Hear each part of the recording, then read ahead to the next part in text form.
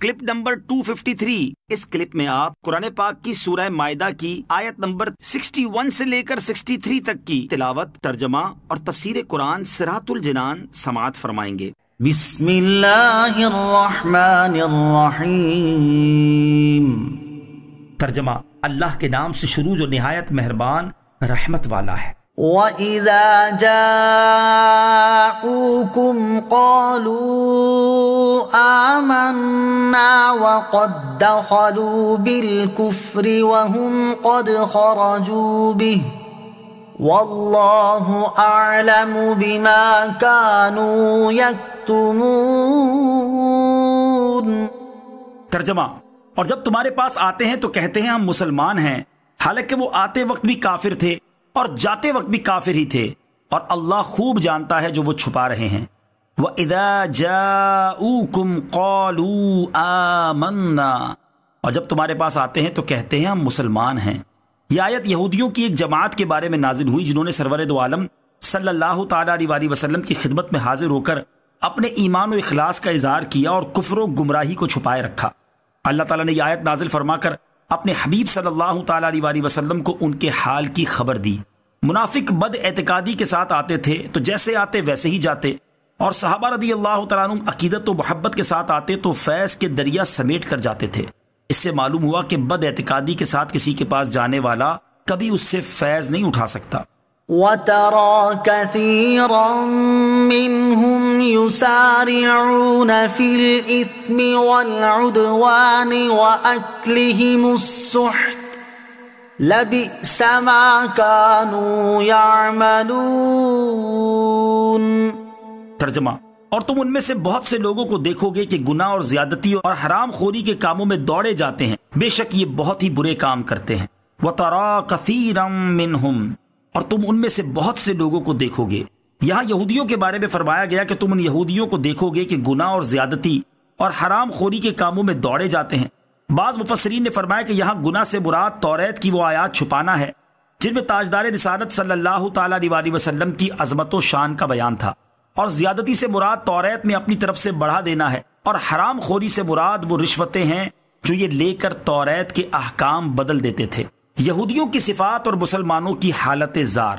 ویسے اثم ہر گناہ اور نافرمانی کو شامل ہے، اور یہاں یہودیوں کی جو صفات بیان کی گئی ہیں ان پر غور کرنے کی حاجت ہے کہ ظاہری لفظی معنی کے اعتبار سے گناہ، زیادتی اور حرام خوری کے کاموں میں بھاگ کر جانا ان کی صفت بیان کی گئی ہے، لیکن اب ہمارے ہاں کتنے ایسے لوگ ہیں کہ نیکی کے کام میں تو تاخیر بلکہ ترک کریں گے، لیکن گناہ کے کام میں جلدی کریں گے۔ کسی کی مدد کرنے اور اسے ظلم سے بچانے میں کنی کترا کر گزر جائیں گے، لیکن ظلم و زیادتی میں اپنی قوم یا علاقے یا تحریک کے جھنڈے نیچے تعصب کے ساتھ موجود ہوں گے۔ حلال تو ان کے گلے میں اٹکے گا، لیکن جہاں حرام کی توقع ہوگی، رشوت ملے گی، سود ملے گا، خوب ناجائز تجارت کا فائدہ نظر آئے گا، وہاں بھاگ کر جائیں گے۔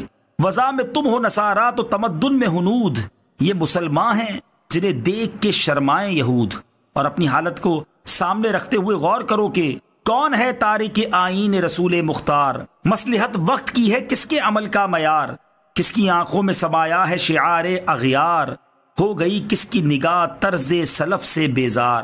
اور اب تمہارا حال یہ ہے کہ قلب میں سوز نہیں، روح میں احساس نہیں، کچھ بھی پیغام محمد کا تمہیں پاس نہیں۔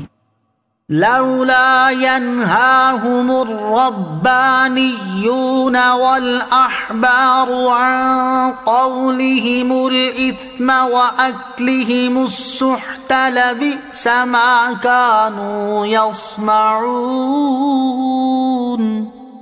ترجمہ، ان کے درویش اور علماء انہیں گناہ کی بات کہنے اور حرام کھانے سے کیوں نہیں منع کرتے؟ بے شک یہ بہت ہی برے کام کر رہے ہیں۔ لولا ینہاہم الربانیون، انہیں کیوں نہ روکا ان کے پادریوں نے؟ حضرت حسن بصری رحمۃ اللہ تعالی فرماتے ہیں اس آیت میں الربانیون سے عیسائیوں کے علماء مراد ہیں اور الاحبار سے یہودیوں کے علماء مراد ہیں، اور ایک قول یہ ہے کہ دونوں الفاظ یہودیوں کے بارے میں ہیں کیونکہ یہ آیات یہودیوں کے متعلق نازل ہوئی ہیں، اور ایک لفظ سے یہودیوں کے درویش مراد ہیں اور دوسرے لفظ سے یہودیوں کے علماء مراد ہیں۔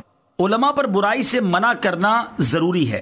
یہاں یہودی درویشوں اور علماء کے متعلق فرمایا گیا کہ انہوں نے اپنی قوم کے گناہ کی بات کہنے اور حرام کھانے سے کیوں نہ روکا؟ اس سے معلوم ہوا کہ عالم دین کی اس بات پر بھی پکڑ ہوگی کہ وہ گناہ ہوتے ہوئے دیکھیں اور قدرت کے باوجود منع نہ کریں، کیونکہ ایسا عالم گناہ کرنے والے کی طرح ہے۔ امام فخر الدین رازی رحمۃ اللہ تعالی فرماتے ہیں، گناہ روحانی مرض ہے اور اس کا علاج اللہ تعالیٰ کی، اس کی صفات کی اور اس کے احکام کی معرفت ہے، اور یہ علم حاصل ہونے کے باوجود گناہ ختم نہ ہوں تو یہ اس مرض کی طرح ہے جو کسی شخص کو ہوا اور دوائی کھانے کے باوجود وہ مرض ختم نہ ہو، اور عالم کا گناہ کرنا اس بات کی دلیل ہے کہ اس کا یہ قلبی مرض انتہائی شدید ہے۔ عالم پر واجب ہے کہ خود بھی سنبھلے اور دوسروں کو بھی سنبھالے۔ حضرت عبداللہ ابن عباس رضی اللہ تعالیٰ عنہما فرماتے ہیں، قرآن پاک میں علماء کے لیے اس آیت سے زیادہ ڈانٹ ڈپٹ والی کوئی آیت نہیں، اور فرماتے ہیں قرآن پاک میں یہ آیت علماء کے بارے میں بہت سخت ہے، کیونکہ اللہ تعالیٰ نے برائی سے منع کرنا چھوڑ دینے والے کو برائی کرنے والے کی وعید میں داخل فرمایا ہے۔ امام ضحاک رضی اللہ تعالیٰ عنہ فرماتے ہیں، میرے نزدیک اس آیت سے زیادہ خوف دلانے والی قرآن پاک میں کوئی آیت نہیں، افسوس کہ ہم برائیوں سے